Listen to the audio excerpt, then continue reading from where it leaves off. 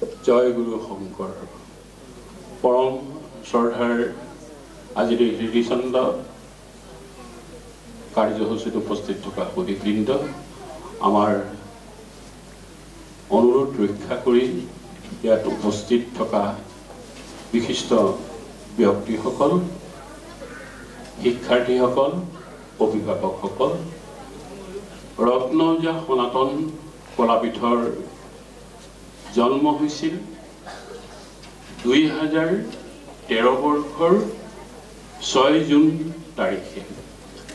আৰু তেতিয়াৰে পৰা আমি সত্ৰীয়া নৃত্য খোলবাদন বৰগীত শাস্ত্ৰীয় সংগীত আৰু অসমৰ পৰম্পৰাগত গীত মাতসমূহৰ প্ৰশিক্ষণ আৰম্ভ কৰি আহিছোঁ। আপোনালোকে জানে ৰত্নজা অসমৰ এগৰাকী বিশিষ্ট নাট্যকাৰ গীতিকাৰ সুৰকাৰ সাহিত্যিক আৰু তেওঁ জীৱিত থাকোঁতেই তেওঁৰ উপস্থিতিতে 2013 চনৰ 22 জুন মোৰ মনত পৰিছে 22 জুন তাৰিখে আমাৰ গৃহতেই এই অনুষ্ঠানটি ৰত্নজা সনাতন কলাপীঠৰ আৰম্ভ হৈছিল আৰু অনুষ্ঠানটি আনুষ্ঠানিকভাৱে মুকলি কৰিছিল অসমৰ নাট্য জগতৰ আমাৰ আটাইৰে পৰিচিত আমাৰ সন্মানীয় দুলাল ৰয়দেৱে আৰু সেইদিনাৰ পিছৰে পৰা আমি আমাৰ এই কাৰ্যক্ৰমণিকা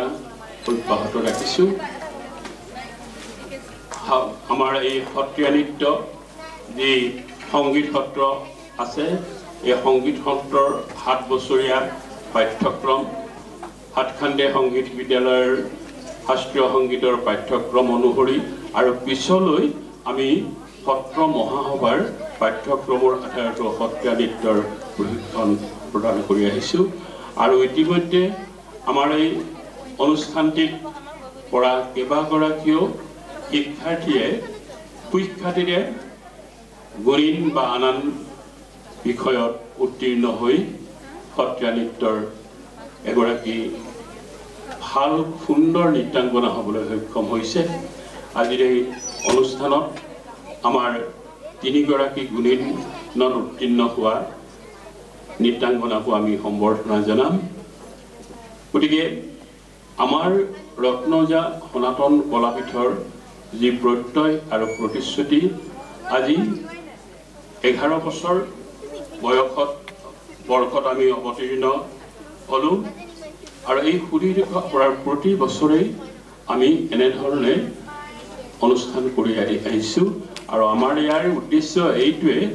যে শিক্ষাৰ্থীসকলে যাতে অতি সুন্দৰভাৱে ব্যাকৰণ সন্মতভাৱে আমাৰ উদ্বোধক আতই অতি সুন্দৰভাৱে কৈছে যে গুৰু দুজনাৰ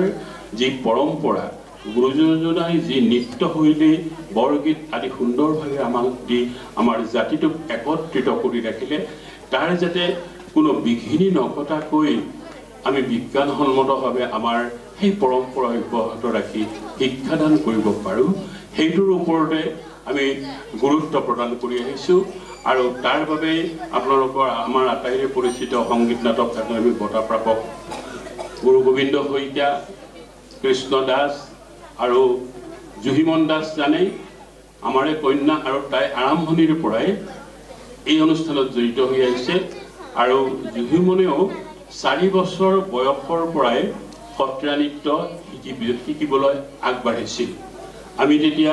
অসমৰ কেইবাগৰাকীও গুৰুৰ ওচৰত তাই সুন্দৰভাৱে নৃত্য শিকিছে। গতিকে আমিও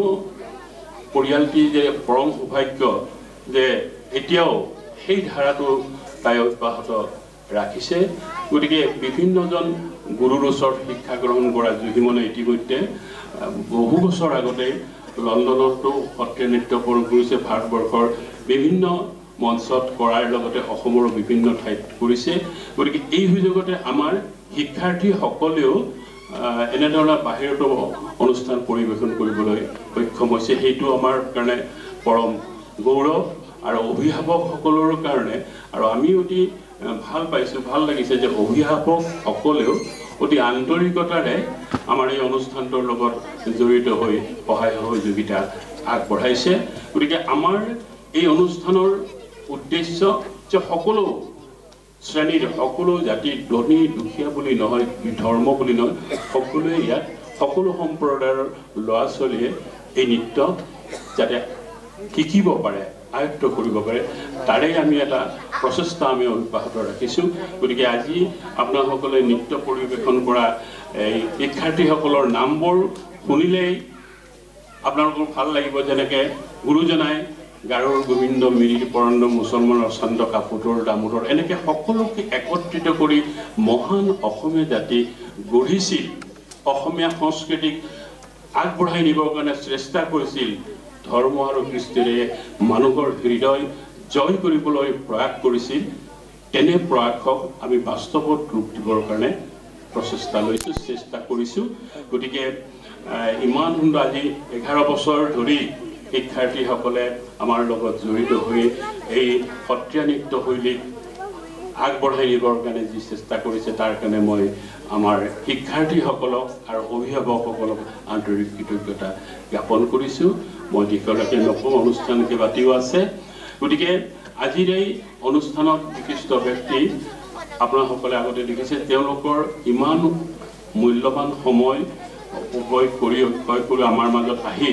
যে শিক্ষাৰ্থীসকলক যি উৎসাহ দিলে প্ৰেৰণা দিলে তাৰ বাবেও মই আটাইকেইগৰাকী বিশিষ্ট ব্যক্তিক মই সেৱা জনাইছোঁ শেষত আপোনাসকলৰ পুনৰবাৰ সেৱা জনাই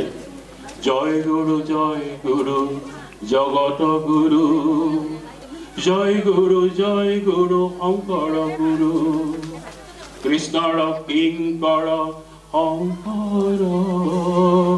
ওহি আমাৰ পৰম গুৰু ওহি আমাৰ পৰম গুৰু